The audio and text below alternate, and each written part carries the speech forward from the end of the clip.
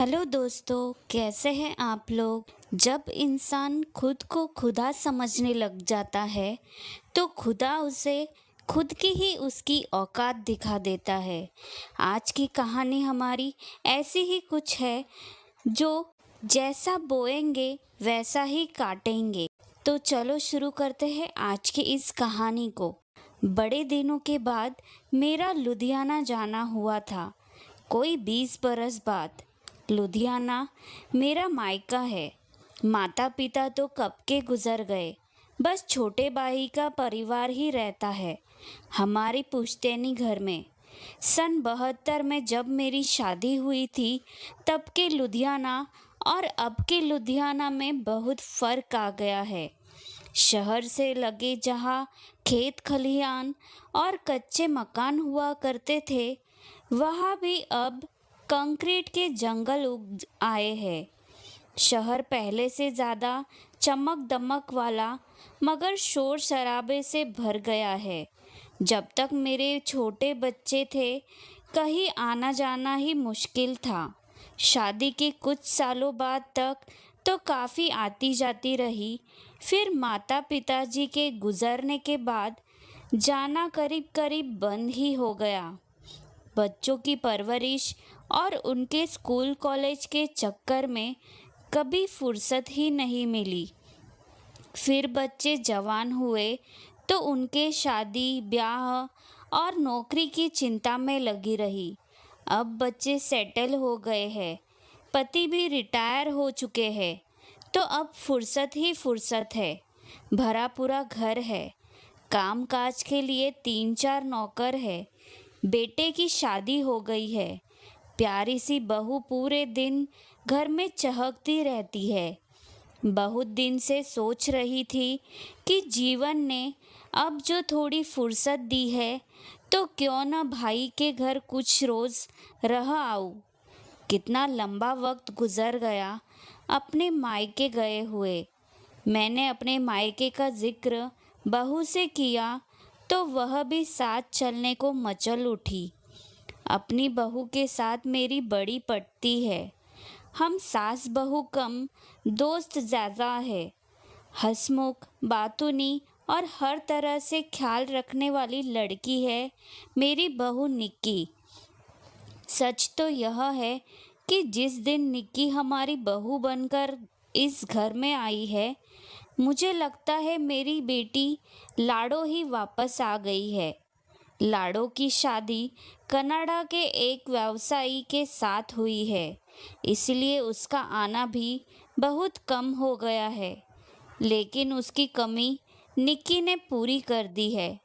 बहुत भाग्यशाली हूँ मैं कि मुझे ऐसी बहू मिली। सच तो यह है कि मैं उसे कभी बहू के रूप में देखती ही नहीं। वह तो मेरी बेटी है, बेटी। मैंने अपने बेटे और पति से लुधियाना जाने की बात कही तो उन्होंने खुशी खुशी रजामंदी दे दी। फ़ोन करके भाई को बताया तो वह उछल ही पड़ा। बोला, मैं लेने आ जाऊँ। मैं हंसी, बोली, अरे अभी तेरी बहन इतनी बूढ़ी नहीं हुई कि दिल्ली से लुधियाना न आ पाए। तू चिंता न कर, निक्की साथ आ रही है, हम आराम से पहुंच जाएंगे। कितना अच्छा लग रहा था इतने सालों बाद अपने मायके आकर। यहाँ मेरा बचपन गुजरा। इस घर के आंगन में जवान हुई, ब्याही गई। सब कुछ चलचित्र सा आंखों के सामने से गुजरने लगा। निक्की के ससुर जी इसी आंगन में आए थे मुझे ब्याहने के लिए। दरवाजे पर घोड़ी से उतरने को तैयार ही नहीं थे, तब छोटा ही अपने कंधे पर उठाकर भीतर लाया था। इसी घर के दरवाजे से माँ ने रोते कलपते भारी मन से मुझे उनके साथ विदा किया था। शाम को मैंने सोचा कि चलो कुछ पड़ोसियों की खबर ले आओ। पता नहीं अब कौन बचा है कौन नहीं। 4 गली छोड़कर मेरी बचपन की सहेली कुलवंत कौर का घर भी है, उसे भी देख आहूँ।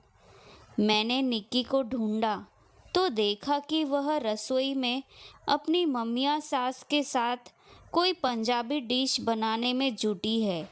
मैं अकेली ही निकल पड़ी। कुलवंत कौर सुंदर और तेज तर्रार पंजाबन थी। शादी के बाद वह कभी ससुराल नहीं गई, उल्टा उसका पति ही घर जमाई बनकर आ गया था। 2 बेटे हुए। बड़ा तो जवान होते ही लंदन चला गया और फिर वही किसी अंग्रेजन के साथ शादी करके बस गया था। छोटा बेटा कुलवंत के साथ रहता था, पर भाई से सुना कि वह भी 5 साल पहले गुजर गया। पति पहले ही गुजर चुके थे। अब उसके घर में बस 2 प्राणी ही बचे हैं, एक कुलवंत और दूसरी उसकी जवान विधवा बहू। कुलवंत शुरू से ही बड़े अक्खड़ और तेज स्वभाव की थी, सर पर हावी रहती थी, लड़ने में उस्ताद। पता नहीं बहू के साथ उसका व्यवहार कैसा होगा। उसकी पटरी बस मेरे साथ ही मेल खाती थी, वह भी इसलिए कि मैं उससे थोड़ा दबती थी। वह बोलती थी और मैं सुनती थी। यह तमाम बातें सोचते सोचते मैं उसके घर पहुंच गई। उसकी बहू ने दरवाज़ा खोला। आंगन में पलंग पर बैठी कुलवंत पर नज़र पड़ी तो मैं हैरान रह गई। मेरी ही उम्र की कुलवंत कितनी ज़्यादा बूढ़ी दिखने लगी है। बातचीत शुरू हुई।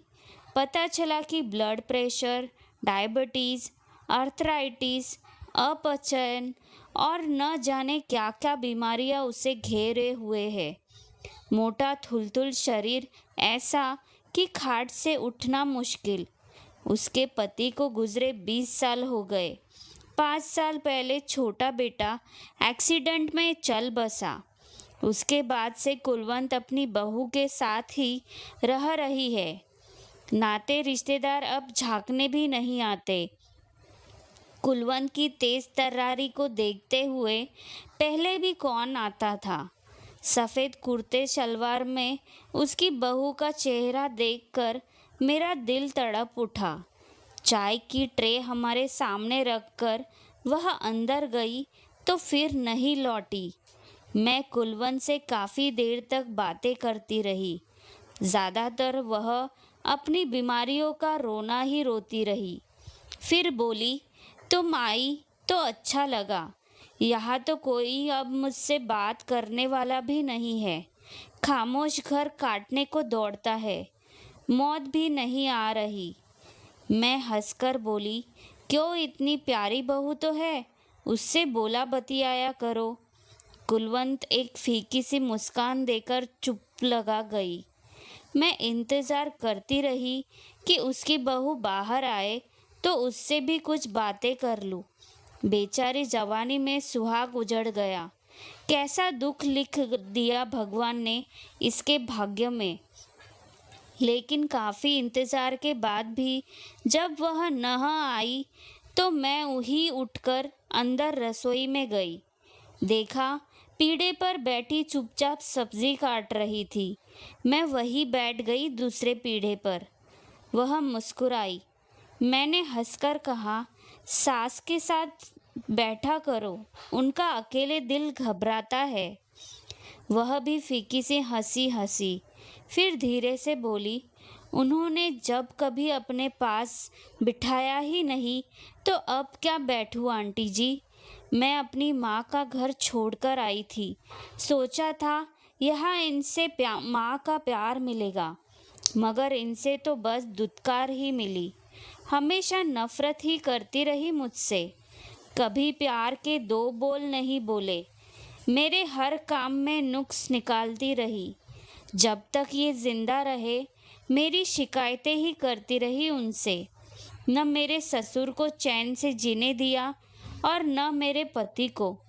मैं जब से इस घर में आई इनके ताने ही सुने। उनके गुजरने के बाद उलाहना देती रही कि मैंने इनका बेटा छीन लिया। अरे, मेरा भी तो सुहाग उजड़ गया है। आंटी जी, आपसे क्या छुपाना, ये मेरे पति का दिमाग खाती थी हमेशा। तभी एक दिन गुस्से में घर से निकला और उसका एक्सीडेंट हो गया। यही जिम्मेदार है उसकी मौत की। इन्होंने कभी दूसरे का पीड़ा परेशानी न समझी, दूसरे की खामोशी न समझी।